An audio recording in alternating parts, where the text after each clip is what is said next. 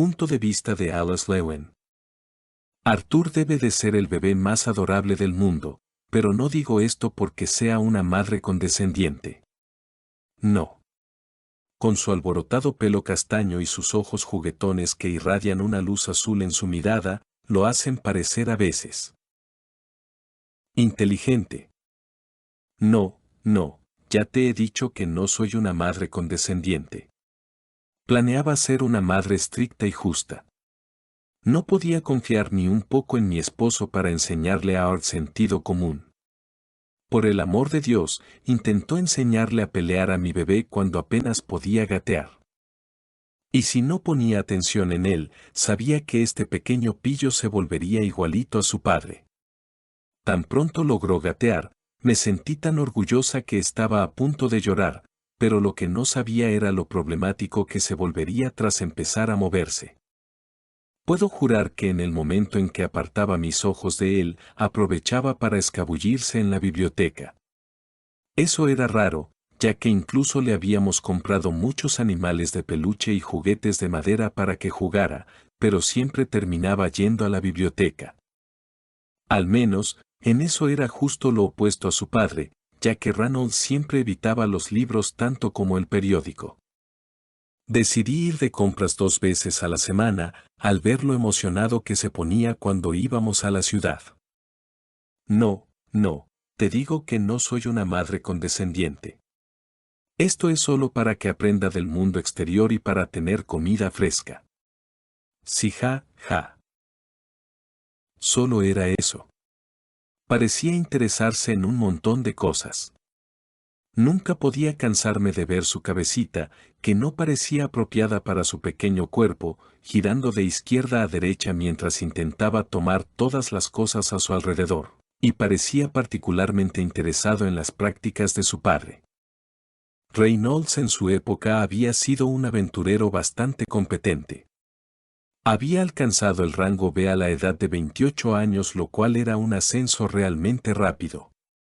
Para adquirir el rango E, el cual era el rango más bajo, requería que realizaras una prueba para evitar que los impacientes adolescentes fueran ignorantemente directo a su muerte. En cuanto a los rangos más altos, solo había visto un par de aventureros rango A cuando trabajaba en el gremio, y nunca había sido capaz de ver uno de rango S, asumiendo que realmente existen. En el gremio de aventureros, o como lo llamábamos el salón del gremio en Balden, pude ver a muchos de esos adolescentes impacientes. Y podría jurar que no me sorprendería si salieran volando si sus egos se les subían a la cabeza. Al menos eran ambiciosos. Una vez, me encargaron supervisar una prueba práctica básica, donde el examinado debía simplemente demostrar las capacidades básicas de la manipulación del maná, pero antes de que empezara la prueba, el chico se cayó de espaldas porque la espada que llevaba era demasiado pesada. Hablando de cabezas huecas, de seguro Reynolds debió ser igual que ellos. En el momento en el que me vio en el salón del gremio, quedó boquiabierto y se quedó embobado mirándome hasta que el tipo que tenía atrás le dio un codazo para que se apresurara. Rápidamente limpió su baba y murmuró: Hola. ¿Podría cambiares estos objetos por una misión? Ante sus palabras, solo pude soltar una risita tras ver que se había puesto rojo como un tomate de vergüenza. Después se las arregló para reunir el coraje para invitarme a salir y desde ese momento comenzamos a llevarnos bien. Incluso ahora, cuando me mira con sus azules ojos caídos de cachorrito, no puedo evitar sonreír.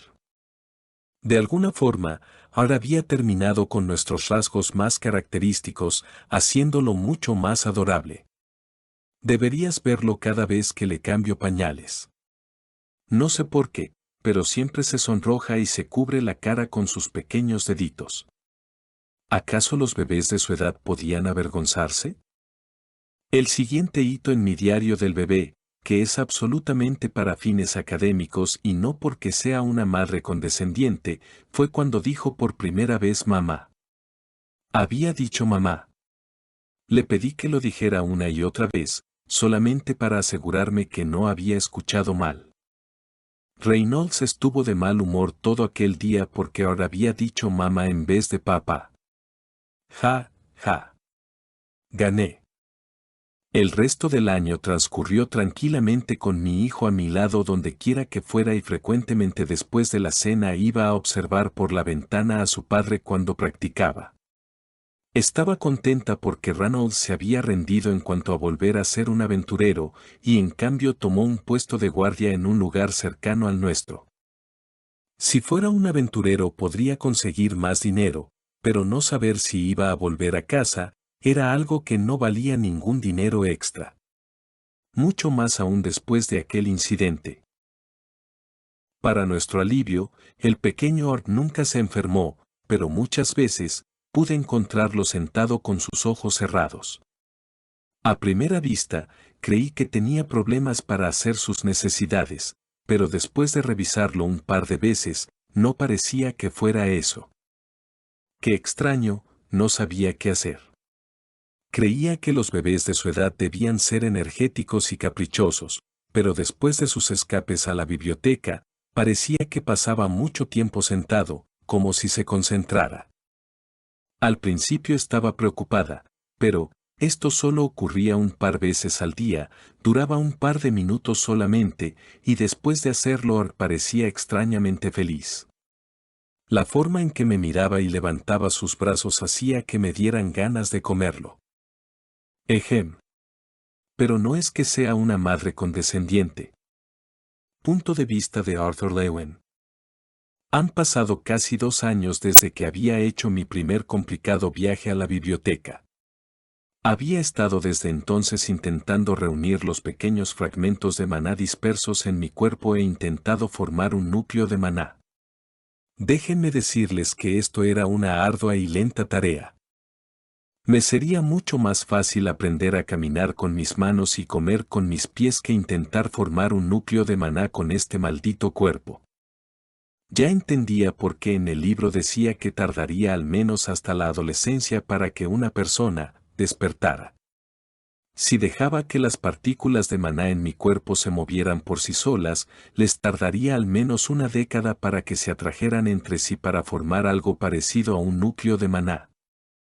En cambio, la ventaja de tener la mentalidad de un adulto implica que tengo la capacidad cognitiva de reunir las partículas de maná. Esto era algo que había hecho en mi antigua vida durante la escuela, donde te enseñaban durante la infancia cómo controlar el ki. Esencialmente, es poder sentir el ki, o maná ahora, dentro de tu cuerpo e intentar reunirlo cerca del plexo solar. Si las dejabas solas, las partículas eventualmente se atraerían por sí solas de todos modos, pero hablando en sentido figurado solo estaba agarrando las plumas y juntándolas en un saco en vez de esperar a que cayeran solas. Mi rutina diaria consistía en intentar gastar la mayor cantidad de energía que me fuera posible, en reunir mi maná mientras que intentaba evadir las sospechas de madre y padre. Mi padre creía que lanzar a un niño en el aire era algo divertido. Entiendo que a ciertas personas le gustaba el efecto de la adrenalina, pero cuando usaba maná para reforzar sus brazos y me lanzaba como si fuera un proyectil de alta velocidad, lo único que sentía eran náuseas y un miedo atroz a las alturas. Mi madre, afortunadamente, tenía mano dura con mi padre, pero a veces también me asustaba. A menudo la atrapaba mirándome, medio babeando, como si fuera una especie de trozo de carne de primera calidad. Intenté adaptarme a mi cuerpo hablando solo oraciones muy simples. La primera vez que dije mamá para hacerle saber que quería más comida, casi se echó a llorar de felicidad. Había pasado mucho tiempo desde que no sentía este tipo de amor maternal. Desde entonces me limité a decir lo justo, sin necesidad de gramática. Aparte de eso, el ritmo de mi entrenamiento era lento y agotador, pero tenía una gran ventaja en comparación a los demás, por lo que no tenía quejas. Estos 2 años no los había desaprovechado, ya que finalmente logré reunir todo mi maná en mi plexo solar y mientras intentaba formar mi núcleo de maná. ¡Boom!